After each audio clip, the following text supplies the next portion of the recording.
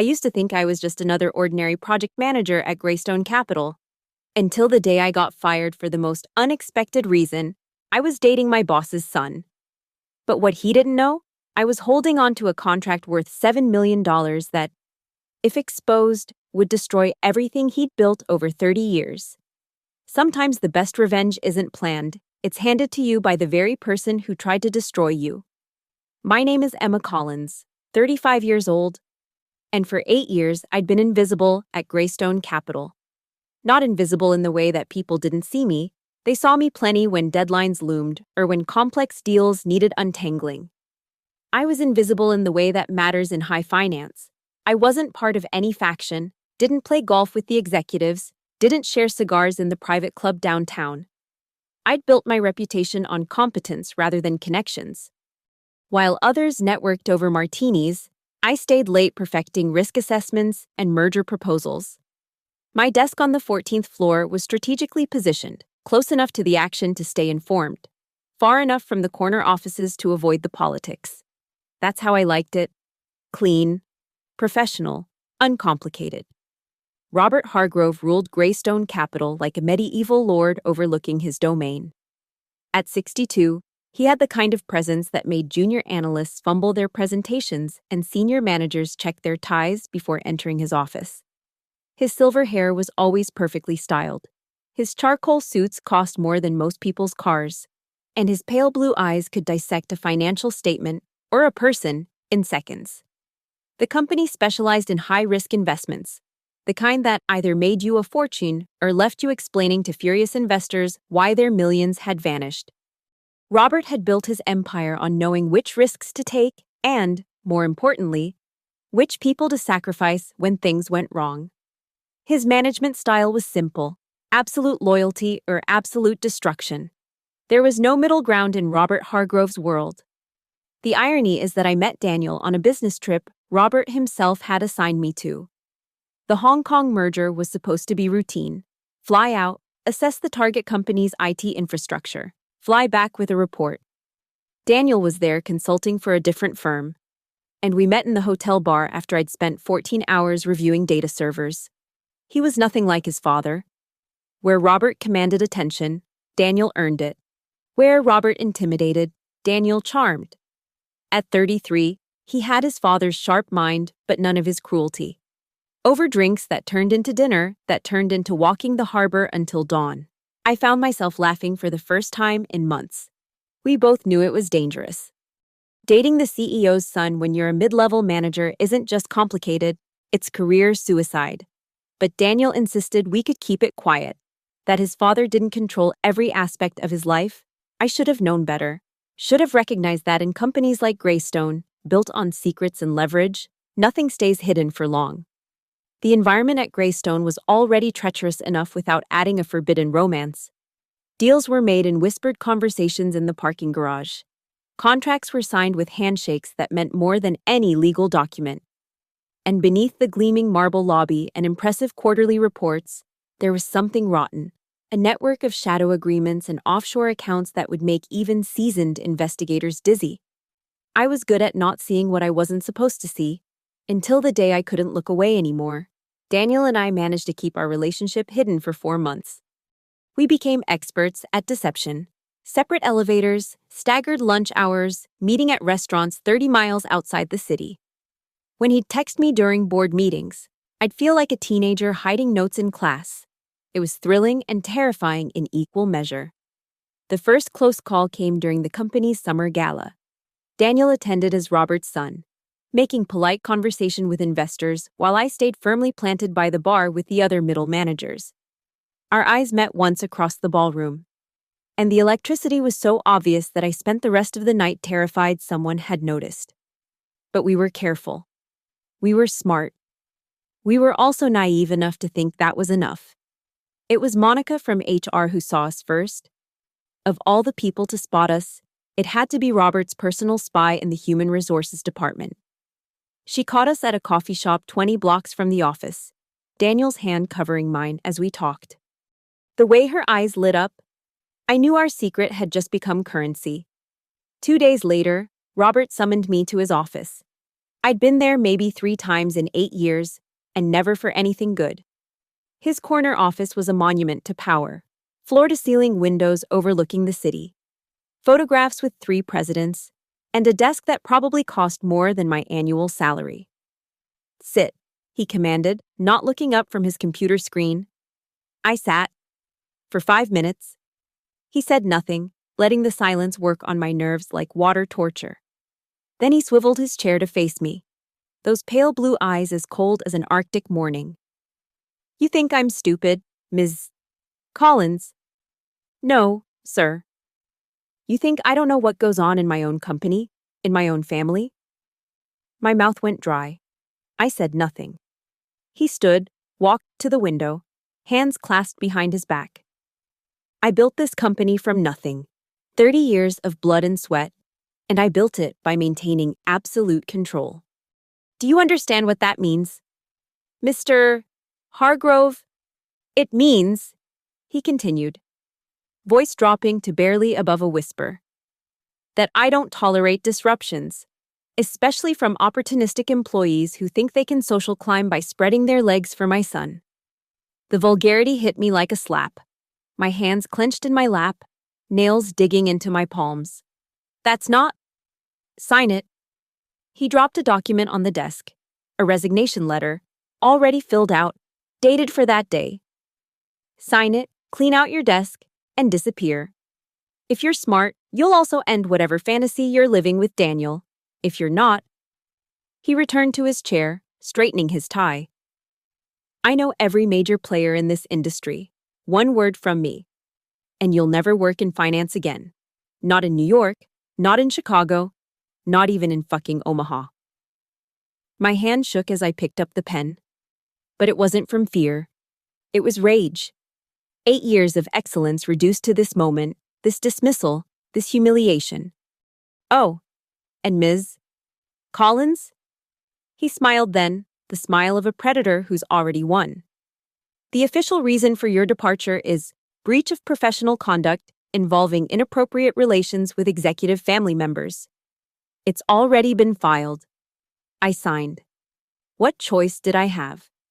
The walk to my desk was the longest of my life. Colleagues averted their eyes. The news had already spread through the Greystone gossip network. I packed 8 years into a cardboard box while security watched, their presence a final humiliation. But as I placed my files in the box, my hand brushed against a folder I'd worked on 6 months ago. The Cayman Project. Robert's signature on documents I'd been asked to process but not question. $7 million routed through shell companies to an offshore account. I'd made copies, a habit from years of covering myself in a cutthroat environment. Standing there, holding that folder, I realized Robert Hargrove had just made the biggest mistake of his life. He'd given me nothing left to lose. The first week after my firing, I did nothing but stare at those documents spread across my kitchen table. The Cayman Project folder contained enough explosive material to level Greystone Capital, but I needed more. One folder wouldn't bring down Robert Hargrove. I needed a pattern, a network. Proof of systematic fraud that even his army of lawyers couldn't explain away. I started with my contacts. 8 years at Greystone had given me relationships with people Robert never bothered to notice. The IT specialists who handled secure transfers. The junior accountants who processed wire confirmations. The administrative assistants who scheduled meetings that never appeared on official calendars.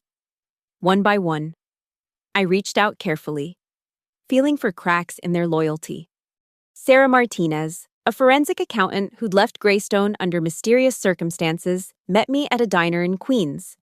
Over bitter coffee and pie, she slid me a flash drive. "I knew someone would come asking eventually," she said. "Robert made me process transactions that, well, let's just say they wouldn't survive an audit." The drive contained 18 months of irregular transfers, all bearing Robert's authorization code. Then came the breakthrough. James Wheeler, a former partner who'd been forced out 5 years ago, had kept meticulous records. We met in Central Park, 2 former Greystone employees feeding ducks like retirees. "Robert's been running a shadow operation for years," he told me. using employee names as signatories on shell company documents. Check the incorporation papers for Verdant Holdings, Cascade Investments, and Storm Financial. You'll find some interesting names. I did. My own name was on two of them. So was Daniel's. The rage that had been simmering since my firing crystallized into cold determination. Robert hadn't just been money laundering, he'd been setting up his employees, including his own son, to take the fall if investigators ever came knocking. Every document with our forged signatures was another link in a chain he could wrap around our necks. I spent 3 weeks building a comprehensive file. Bank statements showing transfers from Greystone's operational accounts to the shell companies. Emails, retrieved thanks to a still active backup login I'd created years ago, discussing special projects with unnamed Cayman Island partners. Board meeting minutes that had been doctored, with original versions showing discussions of questionable investments that later disappeared from official records. The most damning evidence came from an unexpected source. Daniel called me one night, drunk and bitter. "He's freezing me out," he slurred. "Says I'm a disappointment, that I compromised the family by dating you. You want to know something funny? He made me sign papers last year for some investment vehicle. Said it was for tax purposes. I never even read them." "Daniel, listen to me. Do you have copies of those papers?" "Maybe." "Why?" "What does it matter? He's already won." "He hasn't won anything yet. Find those papers." The documents Daniel provided were the smoking gun. His signature had been used to authorize transfers totaling $12 million to accounts linked to a convicted money launderer operating out of the Cayman Islands. Robert had implicated his own son in a federal crime. As I assembled my evidence, I realized the true scope of Robert's operation. This wasn't just financial fraud, it was a carefully constructed scheme to enrich himself while creating a maze of liability that led everywhere but back to him.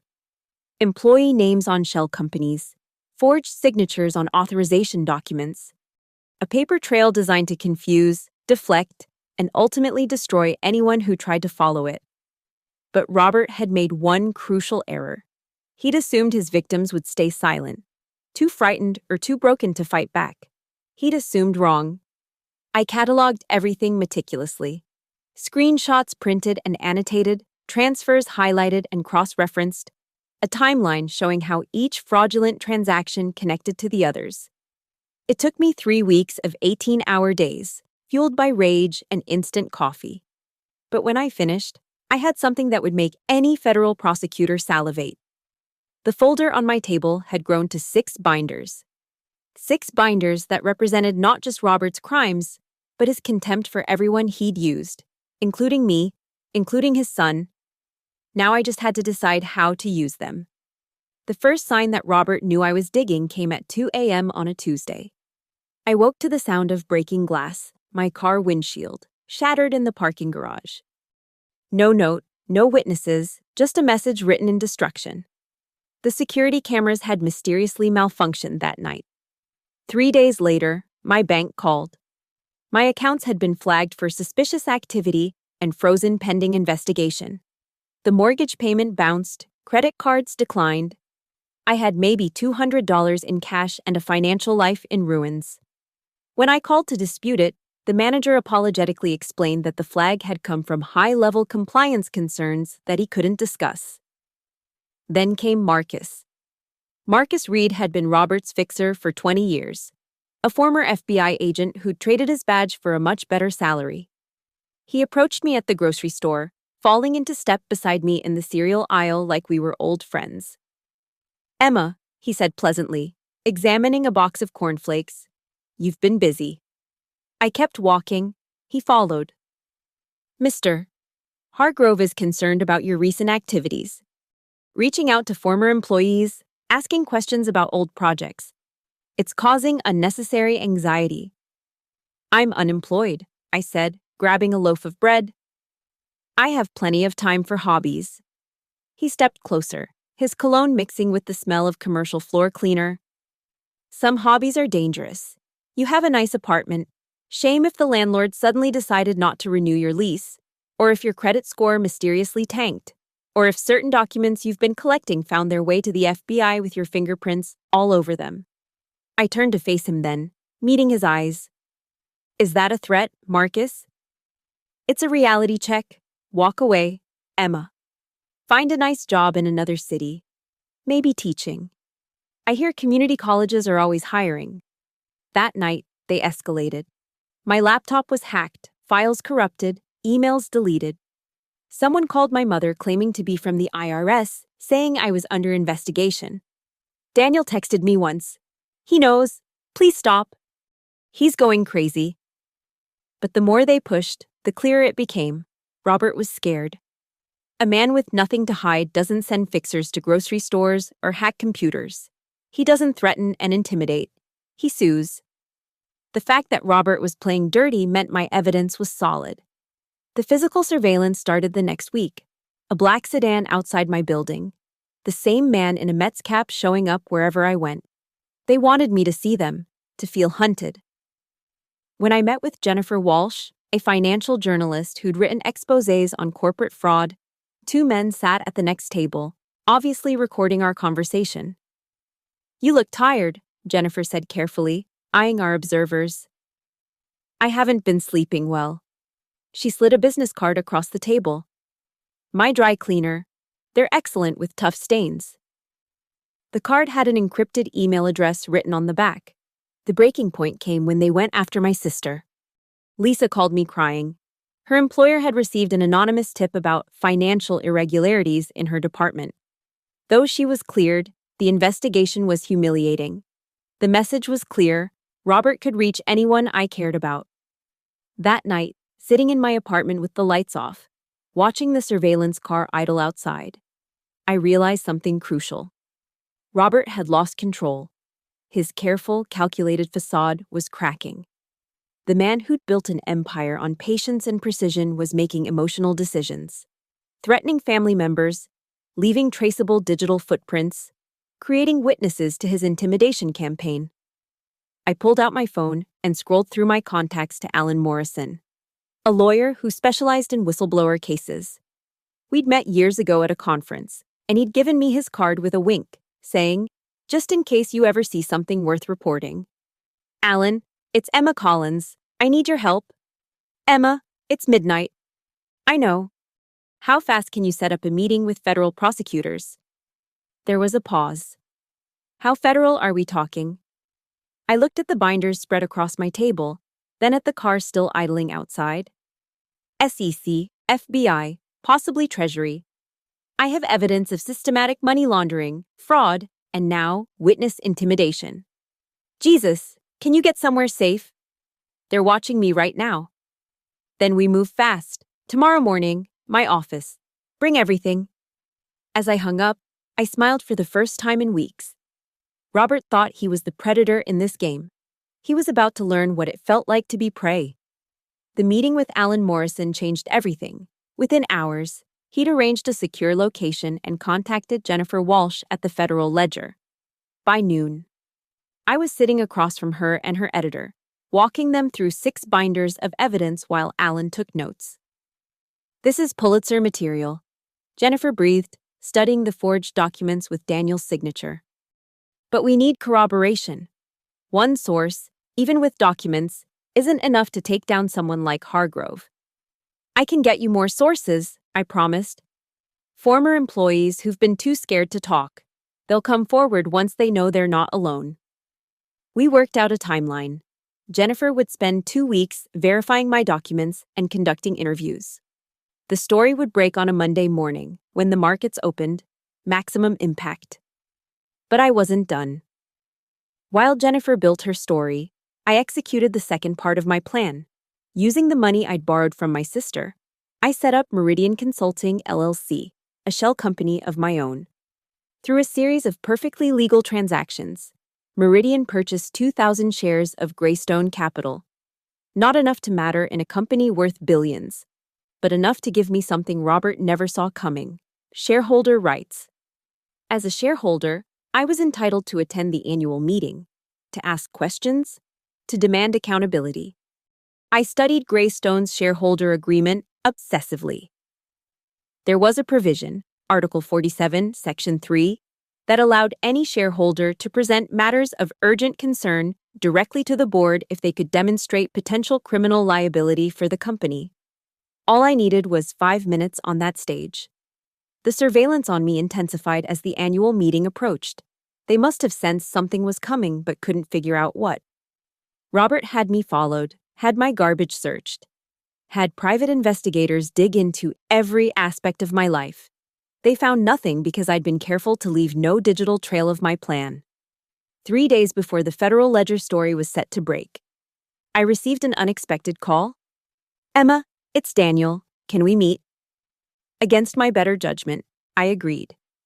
We met at our old spot, a coffee shop in Brooklyn where we'd spent countless Sunday mornings planning a future that now seemed like someone else's dream. He looked terrible, thin, hollow-eyed, his usual confidence replaced by something desperate. "My father knows you're planning something," he said without preamble. He's lost it. Emma, board members are asking questions. He's paranoid, lashing out at everyone. Good. Emma, please. Whatever you're planning, don't. Not for him. For me. I know what he did was wrong. But, do you? I pulled out a copy of the Verdant Holdings Incorporation document, his signature at the bottom. Do you know he used your name to launder $12 million? Do you know you're looking at 20 years in federal prison if this goes to trial? The color drained from his face as he read, "This isn't... I never signed this." I know. But proving that means proving your father forged your signature, that he set up his own son to take the fall. Daniel's hands shook as he set down the paper. He wouldn't. He did. And not just to you, to Sarah Martinez, James Wheeler, me. We were all potential scapegoats in his scheme. Your father doesn't love anyone more than he loves power. Daniel, not even you. We sat in silence for a long moment. Then Daniel reached into his jacket and pulled out a thick envelope. "Board meeting minutes," he said quietly. "The real ones. From meetings where they discussed the Cayman accounts. My father's personal notes are in the margins." I stared at the envelope. "Why?" "Because you're right. And because maybe, if I help you stop him, I can cut a deal with the prosecutors." He stood to leave, then paused. "I loved you. You know, that was real." "I know," I said softly. "That's why this hurts so much." After he left, I sat there holding the envelope, feeling the weight of what was coming. In 4 days, Robert Hargrove's empire would begin to crumble, and I would be there to watch every brick fall. The final pieces were in place. Jennifer had her story, I had my shareholder rights, and now, thanks to Daniel, I had the ammunition to destroy Robert in front of his own board. The only thing left was to pull the trigger. The Greystone Capital annual meeting was held at the Meridian Hotel's Grand Ballroom. 2,000 shareholders gathered under crystal chandeliers to hear how their investments had performed. I arrived early. My shareholder credentials checked 3 times by increasingly nervous security staff who kept making phone calls to verify my right to be there. I chose a seat in the middle section, close enough to be heard but not so prominent as to draw immediate attention. In my briefcase, the original Cayman documents, Daniel's board meeting minutes, and a USB drive containing everything Jennifer Walsh would publish in 18 hours. Robert entered with his usual imperial bearing, but I could see the strain. His smile was too fixed, his movements too rigid. When his eyes swept the room and found me, just for a moment, his mask slipped. Pure rage flashed across his face before he recovered. The meeting proceeded with typical corporate theater: financial projections, market analysis, self-congratulation. I waited through 2 hours of presentations, my hand steady on my briefcase.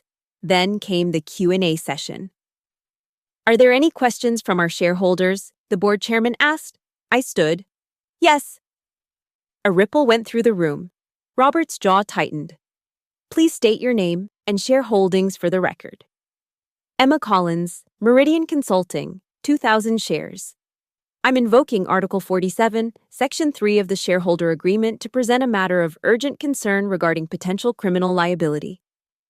The chairman looked to Robert, who nodded tightly. You have 5 minutes, Ms. Collins.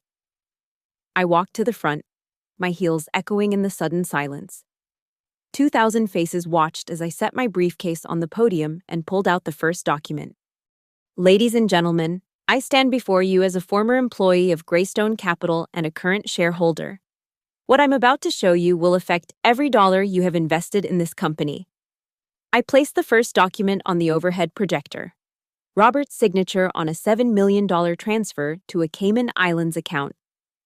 This is one of 37 fraudulent transfers I've documented, totaling approximately $200 million of investor funds diverted to offshore accounts linked to money laundering operations. The room erupted. Board members leaned forward. Phones appeared in hands. These accusations are baseless, Robert started. Are they? I switched documents. This is an incorporation document for Verdant Holdings, a shell company used to funnel money. Notice the signatory, Daniel Hargrove, the CEO's son. Except Daniel never signed this. His signature was forged by his own father. Gasps rippled through the crowd. Daniel, sitting in the family section, had gone pale. I continued methodically, each document a nail in Robert's coffin. Forged signatures, falsified board minutes, employee names used without consent. The room grew more chaotic with each revelation. This is a conspiracy, Robert shouted, abandoning all pretense of calm. This woman was fired for misconduct. She's a disgruntled employee seeking revenge. Yes, I said simply. I am seeking justice, which is why copies of these documents have been provided to the SEC, the FBI, and will appear in tomorrow's Federal Ledger investigation by Jennifer Walsh. At the mention of Jennifer's name, several board members stood up. They knew her reputation. Furthermore, I continued, I've been subjected to surveillance, threats, and intimidation to prevent me from revealing this information. My bank accounts were frozen. My family was threatened. All of which has been documented and reported to federal authorities. The chairman banged his gavel uselessly as shareholders shouted questions. One institutional investor was already on the phone, barking orders to sell. Board members huddled in heated discussion. Robert stood frozen at the podium, watching his life's work crumble in real time. Then his eyes found mine. And in them, I saw not anger, but something worse. Recognition. He knew he'd lost. Mr. Hargrove, one board member said loudly enough to cut through the chaos. I move for an emergency vote of no confidence in the CEO. Seconded. 3 voices called out simultaneously. But we never got to vote. The ballroom doors burst open, and federal agents entered, their badges gleaming under the chandeliers. Robert Hargrove, the lead agent announced, her voice carrying across the room. You're under arrest for money laundering, wire fraud, and racketeering. As they cuffed him, Robert looked at me one last time. I met his gaze steadily and delivered my final words. You fired me for loving your son? No. You just fired yourself from your own empire. The room exploded into chaos, reporters rushing in, shareholders screaming questions, board members calling emergency sessions. Through it all, I calmly packed my documents and walked toward the exit, my heels clicking against marble with the rhythm of victory. The marble steps of the Meridian Hotel stretched before me like a pathway to freedom. Behind me, the grand ballroom roared with chaos. 2,000 shareholders watching their investments evaporate, board members scrambling for damage control, and federal agents reading Robert Hargrove his rights. But I didn't look back. Not once. The afternoon sun hit my face as I pushed through the revolving doors. After weeks in hiding, paranoid and hunted, the warmth felt like absolution. Reporters swarmed the entrance, their cameras flashing like strobes, microphones thrust forward like weapons. Ms. Collins, how long have you been planning this? Did you coordinate with federal authorities? What's your response to allegations that this was personal revenge? I stopped on the top step, looking out at the sea of faces. For a moment, I considered answering. Then I spotted my taxi idling at the curb, the driver I'd prearranged, knowing this moment would come. The crowd parted as I descended, my heels clicking against stone with metronomic precision. Each step took me further from Emma Collins, the victim, and closer to Emma Collins, the survivor. Cameras tracked my movement, recording what would become the defining image of the Greystone collapse. A lone woman walking away from the destruction of a financial empire, briefcase in hand, head held high. The taxi door opened, and I slid inside, the leather seat cool against my back. The driver, an elderly man with knowing eyes, glanced in the rearview mirror. "Where to, miss?" "Away from here," I said, then reconsidered. "Actually, Brooklyn. There's a coffee shop on Fifth Avenue." As we pulled away, I watched through the rear window. Federal agents were loading Robert into a black SUV while news vans descended like vultures. The stock ticker on my phone showed Greystone Capital in freefall, 40% down and dropping. By market close, it would be worthless. The radio crackled to life as the driver searched for stations. Suddenly, Jennifer Walsh's voice filled the car. "Breaking news from the Federal Ledger. Greystone Capital CEO Robert Hargrove has been arrested on multiple federal charges following explosive revelations at the company's annual shareholder meeting. The whistleblower, former employee Emma Collins, presented evidence of systematic fraud totaling over $200 million. In an exclusive investigation, we can reveal that this may be just the tip of the iceberg." Documents obtained by the Federal Ledger show. I reached forward and touched the driver's shoulder. "Could you change the station? I already know how it ends." He chuckled, switching to jazz. Miles Davis filled the space where my racing heart had been. My phone buzzed with messages. Job offers from competing firms. Interview requests from every major network. A text from Daniel. "I'm sorry. For everything. The FBI says if I cooperate, I might avoid prison. Thank you for the evidence. Thank you for the truth." I deleted them all. As we crossed the Brooklyn Bridge, Manhattan shrinking in the distance, I allowed myself one small smile. Not the bitter smile of revenge or the cruel smile of victory, but something quieter. The smile of someone who'd been broken and chose to become unbreakable instead. The taxi meter ticked steadily upward, counting the distance between who I'd been and who I was becoming. Outside, New York rushed by in its eternal hurry, unaware that in one yellow cab, a woman was being reborn. The driver caught my eye in the mirror. "You look like someone who just won something big." "No," I said, watching the city blur past. "I look like someone who just got even." The radio played on. The city hummed its electric song, and somewhere behind us, an empire built on lies crumbled into dust. But I was already gone, vanished into the afternoon traffic like a ghost who'd finally finished her haunting. In the end, that's what perfect revenge looks like. Not standing over your enemy's corpse, but walking away while their world burns, knowing you lit the match. Robert Hargrove had taught me that power was everything. He was right. He just never imagined I'd use his own lessons to destroy him. The taxi disappeared into Brooklyn traffic, carrying me toward whatever came next. Behind us, the Greystone Capitol building stood against the skyline, its logo soon to be removed, its legacy reduced to a cautionary tale. Sometimes the best endings aren't endings at all. They're beginnings dressed in closure's clothes. Thank you so much for listening to this story of corporate revenge and justice served cold. I'm curious. Where are you listening to this story right now? Are you on your commute, relaxing at home, or perhaps taking a break at work? Drop a comment below and let me know.